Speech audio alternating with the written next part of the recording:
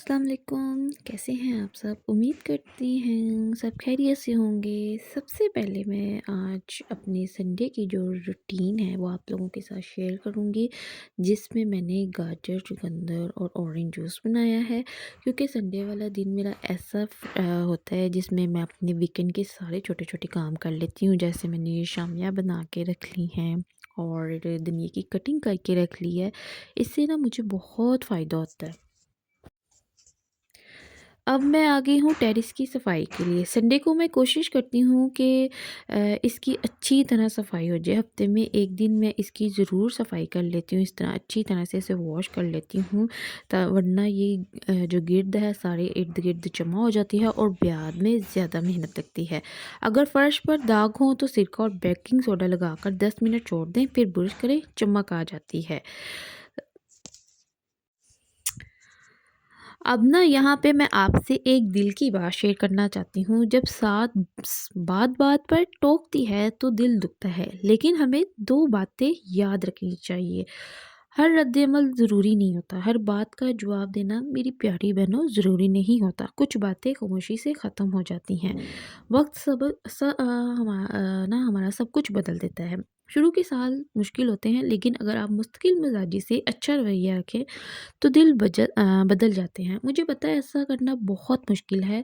हम किसी का दिल अपने लिए नहीं बदल सकते, कितना भी किसी के लिए कर लें, आप अच्छे नहीं बन सकते। लेकिन जब आप अल्लाह की रज़ा के लिए करेंगे, तो उसका आपको ज़रूर अजर मिलेगा, ठीक है? उम, और आप लोगों ने मुझे अपना ज़रूर बताना है कि क्या आप जवाब देती हैं या ख़ामोश रहती हैं? मेरी एक ज़ाती राय ये है कि अगर सास सख्त है तो पहले उनको समझने की कोशिश करें।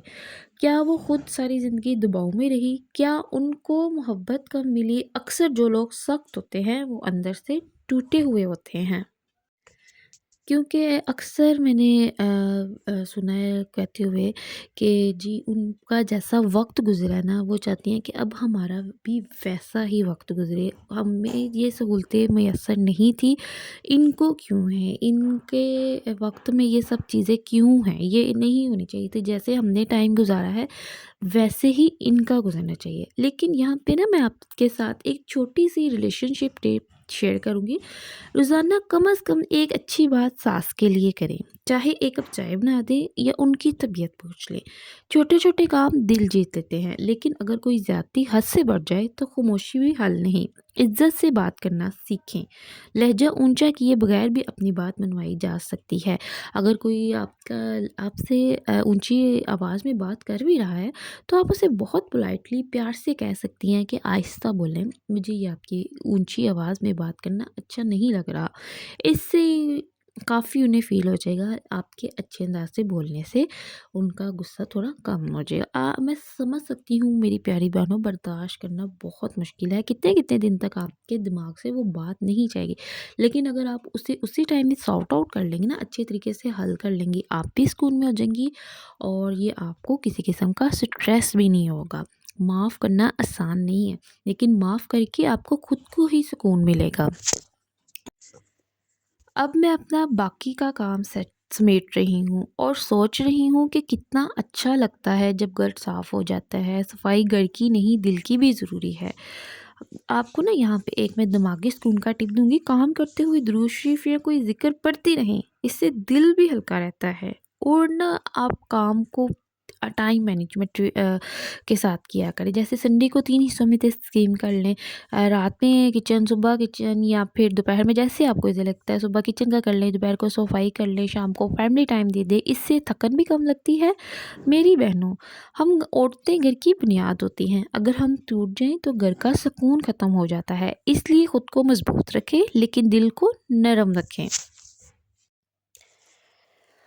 और आप ना ये छोटी-छोटी बातों को दिल पे बिल्कुल मत लगाया करें। जब हम छोटी-छोटी सी बात सोचना शुरू कर जाते हैं ना, तो हमें खुद को सुकून नहीं मिल रहा था। वो बात हमें बहुत इरिटेट कर रही होती है। हर टाइम हम काम भी कर रहे हैं, वो دماغ میں بات چل رہی ہوتی ہے، تو اس وجہ سے آپ ان چھوٹی چھوٹی باتوں کو اگر درود شریف کی طرف دھیان لگائیں گی، استغفار پڑھنا شروع کر دیں گی نا، تو آپ کی زندگی میری پیاری بہنوں بہت آسان ہو جائے گی، آپ کو بہت سکون ملے گا، دلی سکون ملے گا۔ آپ ایسا کر کے دیکھیں۔ یہاں پہ میں آپ سب کے لیے ایک چھوٹی سی دعا کروں گی کہ اللہ تعالیٰ آپ سب بہنوں کے لیے بہت آسانی کرے اور آپ کو بہت خوش رکھے۔ ایک وقت آتا ہے آپ کی اتنی ساری قربانیوں کے بعد، کمپرومائزز کے بعد، برداشت کی ہوئی جو باتیں ہیں، جو درد ہے، وہ اللہ سے بہتر تو کوئی نہیں جانتا نا، تو اللہ تعالیٰ ہی آپ کو اس کا بہترین اجر دیں گے اور آپ اتنا خوش ہو جائیں گی، آپ نے سوچا بھی نہیں ہوگا۔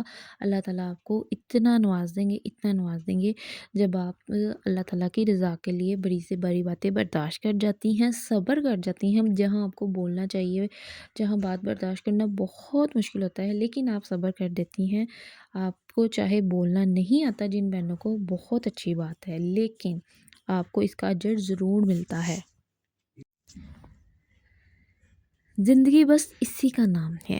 دیکھیں، اچھوں کے ساتھ تو سبھی گزارا کر لیتے ہیں نا، لیکن ایسے لوگوں کے ساتھ گزارا کرنا بہت ہی مشکل ہوتا ہے، لیکن ہم اگر کر کے دکھائیں گے تو ہی ہم اس چیز کو پروف کر سکیں گے کہ ہم کر سکتے ہیں، ہمت نہیں ہارنی، ٹھیک ہے؟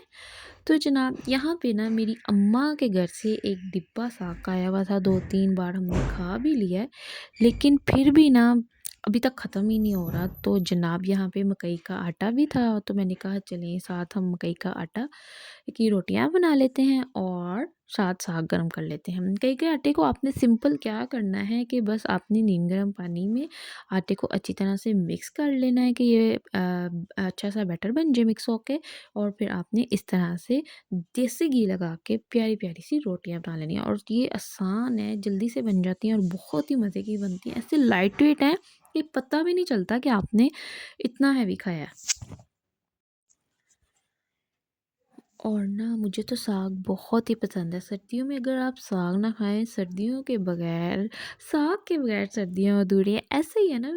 تو جناب، آپ بھی اپنی پیاری پیاری سی دعاؤں میں مجھے ضرور یاد رکھیے گا، اور ایک دوسرے کے لیے ہم دعا کرتے رہیں گے، پتہ نہیں کو کس کی دعا اللہ تعالیٰ ہمارے لیے قبول کر لے۔